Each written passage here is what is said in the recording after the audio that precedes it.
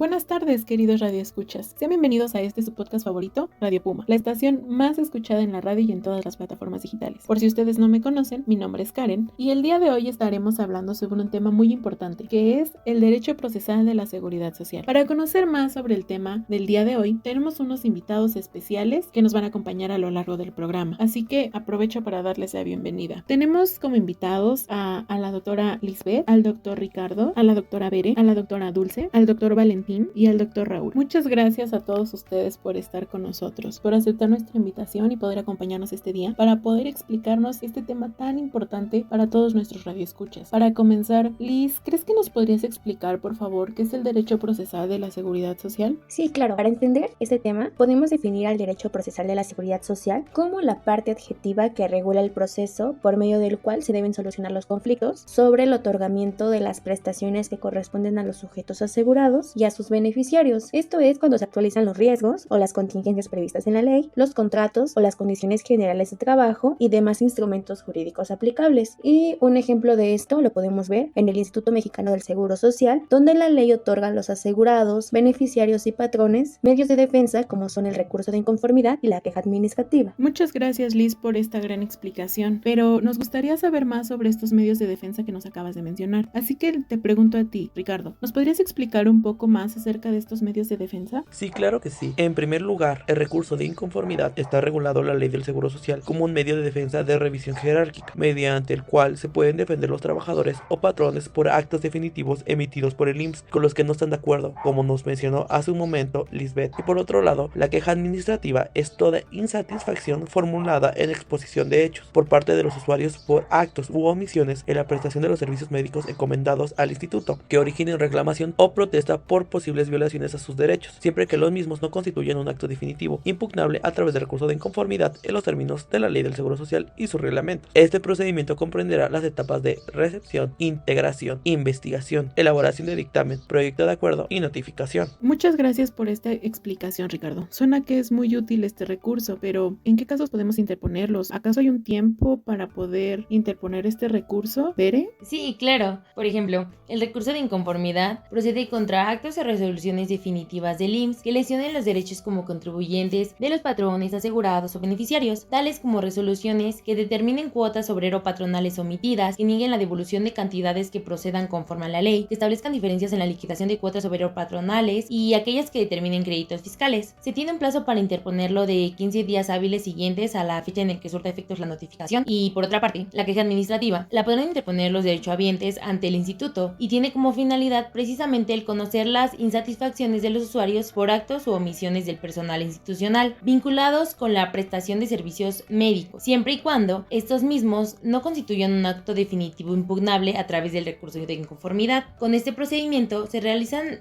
análisis de los factores que causan y provocan las quejas. Así aportan información a las áreas institucionales correspondientes para que éstas adopten las medidas preventivas y correctivas necesarias. Muchísimas gracias, Bere. Estos recursos parecen ser muy formales, así que te pregunto a ti, Dulce, ¿estos recursos deben cumplir algún requisito o ante quién se deben de tramitar? Y también, ¿cuáles son las autoridades que van a intervenir en esto? Mira, en este recurso de inconformidad en contra de las resoluciones que dicten los consejos consultivos regionales, los encargados de tramitar y resolver son los consejos consultivos, pero delegacionales. ¿Y esto cómo lo hace? Pues bueno, se hace a través del secretario del consejo delegacional correspondiente. Este va a tramitarlo con la asesoría de los servicios jurídicos de la delegación y en caso de que surja alguna controversia de orden familiar, se declara incompetente al consejo consultivo para salvaguardar los derechos del inconforme. Pero también este secretario tiene facultades para resolver sobre la admisión del recurso, la suspensión del procedimiento administrativo de ejecución o el famoso PAE, autoriza acuerdos, certificaciones y pone los expedientes en estado de resolución para que resuelva el consejo técnico en el ámbito de su competencia. Pero en esa parte también se abre la posibilidad de que el consejo atraiga los casos que considere de suma importancia o trascendencia. Déjame platicarte que en este recurso de inconformidad se presenta mediante un escrito de manera muy sencilla. Debe contener el nombre y firma de quien interpone el recurso, su domicilio para oír recibir notificaciones, el número de su registro patronal o de seguridad social como asegurado, el acto que impugna y en su caso el número y fecha de resolución, número de crédito, periodo de importe, fecha de notificación, la autoridad que emite el mismo, los hechos que originan esta impugnación, los agravios que le causen, el nombre o razón social del patrón o en su caso de ser un contrato colectivo, pues el sindicato titular, así como el domicilio en donde este sindicato o el patrón pueda recibir notificaciones, y finalmente las pruebas que ofrezca relacionados con este acto impugnado. Ahora, bueno, si este escrito, que es en donde se interpone este recurso, fuera oscuro, irregular o no cumpliera con alguno de los requisitos, el secretario es quien debe de prevenir al recurrente. Solamente se hace por una sola vez y señalando en concreto los defectos o omisiones que se tengan para que se aclaren, corrijan o completen. En este caso, si este recurrente no lo hace, pues existe un apercibimiento de que se desechará de plano. Bueno, ahora me gustaría preguntarte a ti, Valentín, sobre las quejas administrativas.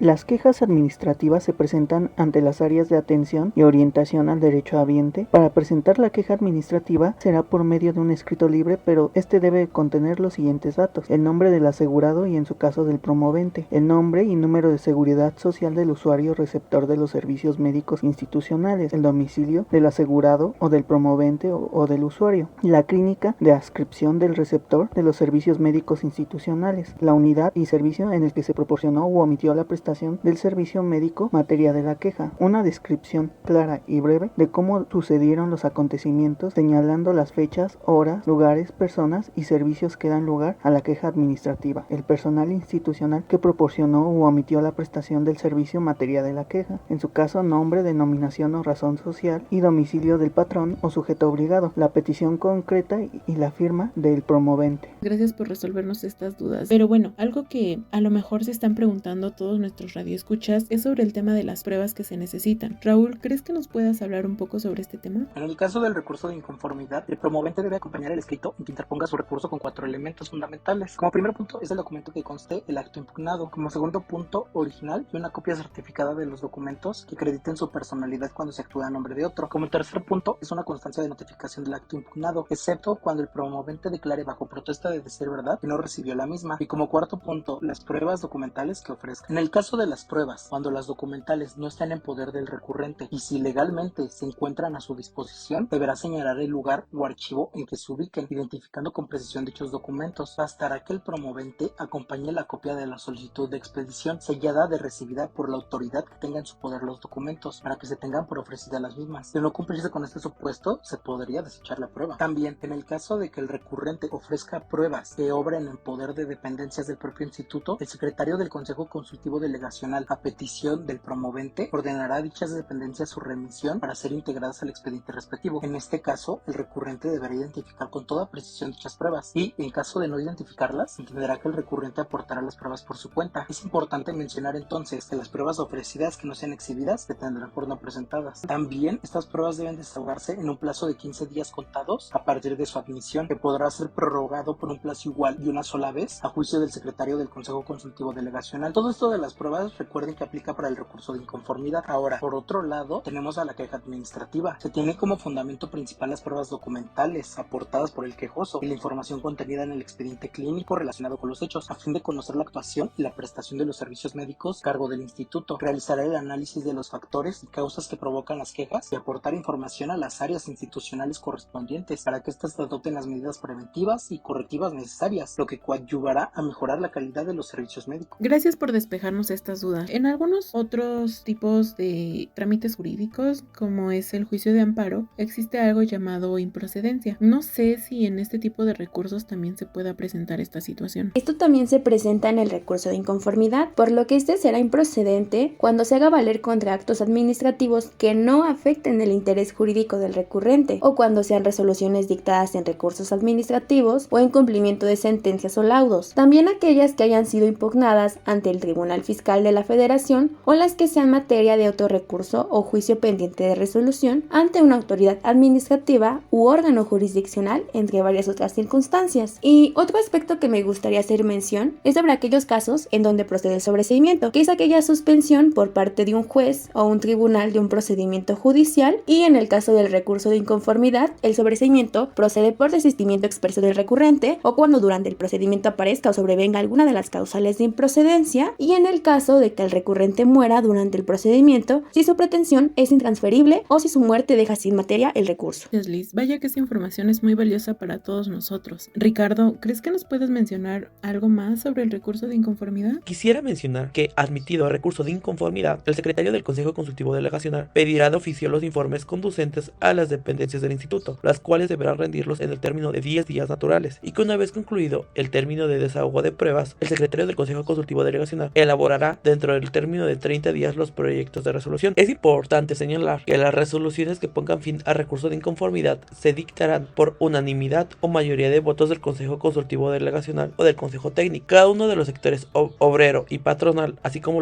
la representación gubernamental, tendrán derecho a un voto. De existir empate en la primera votación, se repetirá esta, y si resultara empate por segunda vez, el presidente del consejo respectivo tendrá voto de calidad para decidir la cuestión. Las resoluciones que pongan fin al recurso se notificarán dentro de los 5 días siguientes a la fecha de su firma, y las resoluciones que se dicten en el recurso se ejecutarán en el término de 15 días, salvo el caso que el secretario del Consejo Consultivo Delegacional ampliará el plazo. Y, por otro lado, integrado el expediente con el escrito de la queja administrativa, documentación o pruebas aportadas por el promovente, informes y documentos institucionales, y con los elementos que juzguen necesarios, las áreas de atención y orientación al derecho habiente, normativa, delegacional o de las unidades médicas de alta especialidad, procederán a elaborar el dictamen y notificarán al quejoso los términos de la resolución emitida, mediante oficio entregado por mensajería, correo, certificado con acuse de recibo u otro medio reconocido en la legislación. Cuando la queja resulte improcedente, invariablemente se informará al quejoso, que cuenta con un plazo de 15 días hábiles contados a partir de la notificación para hacer valer el recurso de inconformidad. Te agradezco, Ricardo. Bueno, ahora que ya casi llegamos al final del episodio de hoy, me gustaría preguntarte a ti, Bere, ¿quién es el ente encargado de conocer sobre estas controversias que pueden suscitarse entre los trabajadores y los patrones con el Instituto Mexicano del Seguro Social? Creo que llegó la hora de hablar sobre los denominados procesos. Y para empezar, es importante hacer la diferencia entre estos y los procedimientos de los que previamente hablamos. Como se pudieron dar cuenta, los procedimientos administrativos se promueven ante órganos fiscales autónomos o bien autoridades administrativas. En realidad, en estos no hay controversia y se tiene una relación lineal, es decir, el Estado y el particular guardan una subordinación. Por otro lado, los procesos administrativos se promueven ante órganos jurisdiccionales, como son tribunales federales y locales. En la cúspide se encuentra el órgano jurisdiccional y en la base tenemos actores y demandados. En estas sí hay controversia y se termina con una resolución o sentencia revestida de fuerza legal. Ahora bien, ya para entrar en el tema de hoy, la Junta Federal de Conciliación y Arbitraje es un tribunal con plena jurisdicción y fundamento en el artículo 123 constitucional. Además de conocer y resolver los conflictos entre los trabajadores y patrones, también es el encargado de resolver las controversias entre los asegurados o beneficiarios y el instituto, mientras que los conflictos entre los patrones y el IMSS se llevan a cabo ante el Tribunal Federal de Justicia Fiscal y Administrativa. Entonces es ahí donde tenemos que acudir para presentar los recursos de los que ya hemos hablado, ¿no? Con la reforma a la Ley Federal del Trabajo de 2019 se estableció desaparecer estas juntas de conciliación y arbitraje, y con esto se impulsó la creación de los tribunales federales de conciliación y arbitraje. Pero pues actualmente igual se siguen llevando algunos casos en esta junta de conciliación y arbitraje. Entonces, ¿cuál sería la principal diferencia que trae consigo este cambio? La diferencia primordial es el asunto relacionado a la conciliación como una fase obligatoria que nos permite por una parte llegar a estos principios de celeridad, de economía, pero también existe una eficacia en cuanto que permite a las partes llegar a un acuerdo antes de llegar a un juicio. Y también otro cambio muy trascendente es en las pruebas. Estas ahora deben de ofrecerse en el escrito inicial, que es la demanda, como en algunos otros procedimientos de otras materias. Bueno, esperemos que este cambio sea eficaz y pueda pegarse a un debido proceso, ¿no? Pero bueno, ya en general, ¿cómo interponemos la demanda? Comienza con la demanda y su presentación en la oficialidad de partes.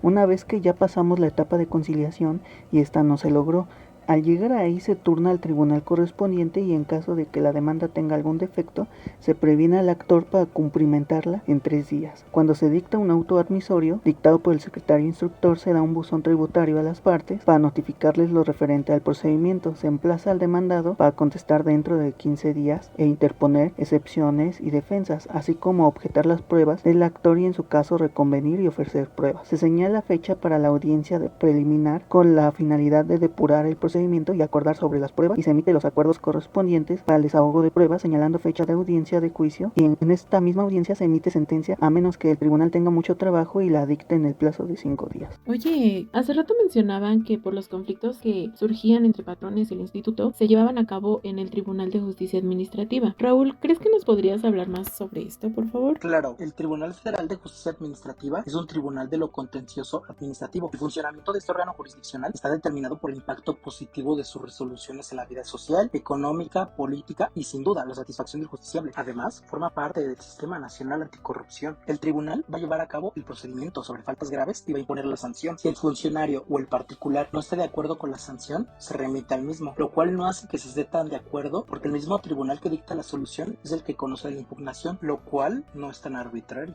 Hemos llegado al final del programa del día de hoy, así que yo aprovecho para agradecerles a ustedes, nuestros invitados especiales, por habernos acompañado y haber compartido con nosotros sus conocimientos. Queridos radioescuchas, espero que les haya servido mucho y les haya gustado el tema del día de hoy. Yo me despido dejando una cita pendiente con todos ustedes para nuestra próxima emisión. Y ya saben, el mismo día, a la misma hora y en el lugar de siempre. Que sigan teniendo un gran día.